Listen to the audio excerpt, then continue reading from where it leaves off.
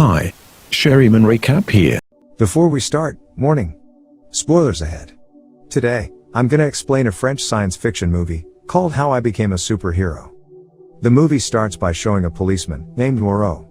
Suddenly, he is called by his senior to handle an arson case in a club. But it turns out that he is too late to go there, making a bad first impression on his new coworker. He is even scolded by the police chief for his performance. As a result, the chief recruits a lieutenant named Schultzman to become his partner. The first impression between them is not good, especially Schultzman, who does not like Moreau's behavior earlier. Shortly after, they get an emergency call for a hostage case at a school. The situation at the school is very chaotic because there is a student who can shoot out fire from his hands. Besides him, there is also a student named Lily, who looked very difficult to control her own power at that time. After the police arrive, they immediately think that the boy was the mastermind behind the previous arson incident. While the other policemen plot their arrest strategy, Moreau casually approaches the boy and carries no weapons at all. He slowly calms the boy until he calms down.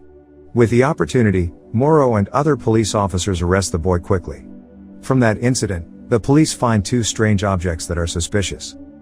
After further investigation, it turns out that the previous arson case was not the work of the boy, so they conclude that there is someone else who has the exact same power as the boy. In another place, there is a teenager who is transacting the strange objects. It is revealed that the strange object is a forbidden substance that can give ordinary people superpowers. Therefore, the other teenagers are very interested in buying the substance because these superpowers can make them look cooler. Meanwhile, Moreau chose to part with Schultzman to meet his best friend, Monte Carlo. He used to be a superhero who often helped society and was admired by many people. He was joined by two other superheroes named Callista and Gigaman, and they finally became a trio, called Pack Royal. However, due to his old age, he has left his career. When he was a superhero, he met and worked with Moreau. That's what makes them still close to this day. There, Moreau wants to ask him for help to investigate the arson case. After reading his notebook, he names Bracero as a candidate for the arson case earlier. Without further ado, Moreau immediately rushes to find Bracero. There is a research headquarters led by someone named Naja. It is the research base that produces illicit substances and is also traded among the teenagers. The next day, the police held a meeting related to the arson case. Just in time, Moreau tells the rest of the police about Bracero. Now, Bracero has finally been named as a temporary suspect in the arson case. Thus, the police chief immediately directs all teams to look for Bracero. After that, Monty calls Moreau to tell him that Bracero is currently working at a restaurant in Paris. The scene moves to Callista, who is now working as a basketball teacher. She has a superpower to see at a glance what will happen to a person in the future. At the same time, Moreau visits her and asks her about Bracero.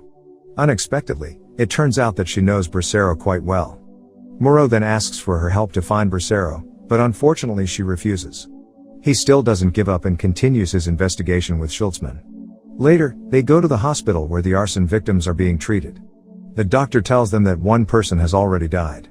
Surprisingly, it turns out that the patient is Bracero, who is a victim of the illicit substance. The doctor also suspects that the substance is made of human blood. Knowing the information, they have to find the real mastermind. That night, they chose to stay up late and look at the CCTV photos at the scene. From the photo, Moreau accidentally finds one person who managed to escape from the place. They also continue their search to every hospital treating the arson victims. After a while, they are able to find the boy. The boy apparently ran away and chose to be treated at a different hospital from the other victims. It certainly makes them suspicious about him. They immediately interrogate the boy, forcing him to admit who the dealer is. By telling what happened to Bracero, he finally says that someone named Ishmael has sold the substance outside his school.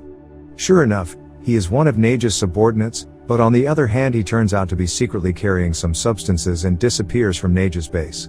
Naja also suspects that he would betray him, so he immediately orders the rest of his men to find Ishmael. The scene moves to Ishmael, who is walking towards somewhere. At that place, the police are waiting for him. Knowing he is about to be arrested, he tries to escape from that place.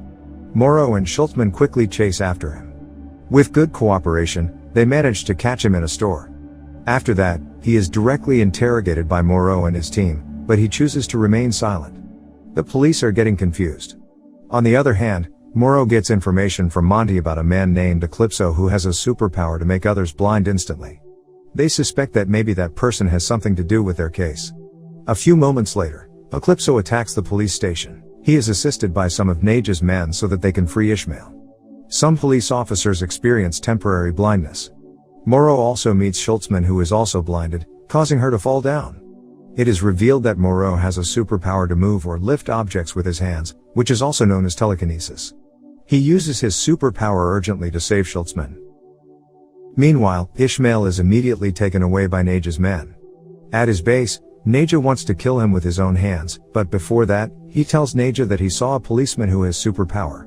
This information catches Naja's attention and immediately sends his men to look for Moro. At the same time, Callista has a vision about two of her students who are about to die from the substance. They will die because of the prototype substance newly developed by Naja, and the substance is given to them for free. They don't know that they are just guinea pigs. It turns out the substance was developed by Naja from the blood of a kidnapped girl named Lily.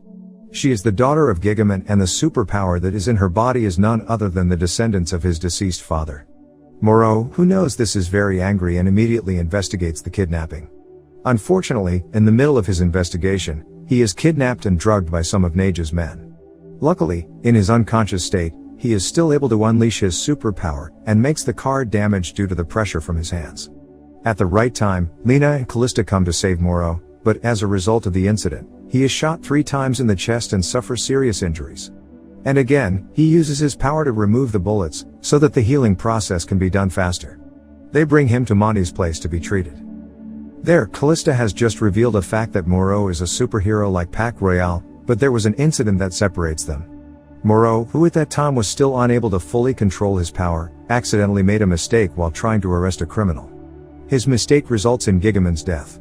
Because of it, he never uses his powers again. But now, they agree to unite to save Lily and capture Naja. While waiting for Moro's condition to improve, they initially conduct an investigation, and finally they manage to find Naja's headquarters. From a scientist, they discover the reason why Naja is behaving like this. It turns out that in the past, he was also used as an object of research for people who have superpowers. Therefore, he suffers from a mental disorder that causes him to want revenge at this time.